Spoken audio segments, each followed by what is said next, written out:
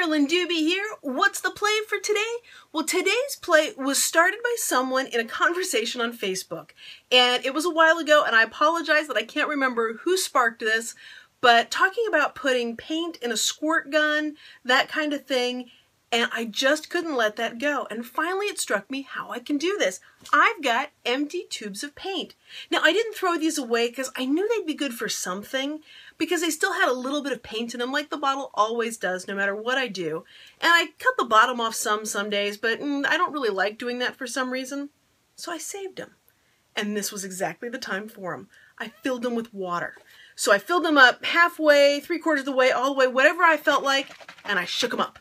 And now I've got this awesome, runny, watery paint loaded and ready to go. I'm locked and loaded for this because I'm going to take these and just fling the paint at the paper.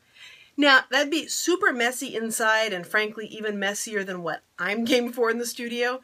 So on a beautiful sunny day, I took an easel outside, giant pad of paper, and I just started flinging that paint. It was so much fun.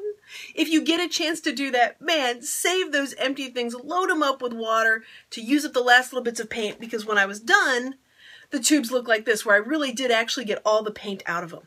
Well, what did some of the papers look like when I did this? Like this, the drips. It was heavenly.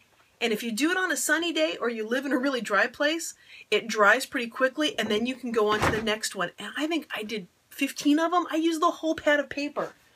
And every one of them just makes me so happy. Now, can I cut these up and use them in an art journal page? Probably, but right now I'm just enjoying looking at them, touching them. Well, I've got one of the papers here for you coming up in the video where you'll see what it looks like as we were flinging paint at it and having a good old time letting the color fly. Oh, and be sure to stop by the blog over at colorfuljourney.com and check out some of the still photos of the papers that I made, as well as the paint kind of in motion and going splot right against the paper. I'm telling you, this was one fun way to spend an afternoon. Well, here's the paper right before the paint hits it, and then I'm going to use some of my patented techniques for getting that paint on there. What are those fancy techniques I'm using? It's called the point it at it and squeeze. It's called the underhanded toss of the paint. You can see I'm giving a little bit of a fling and a flick. It's all in the wrist. Yeah, that's it.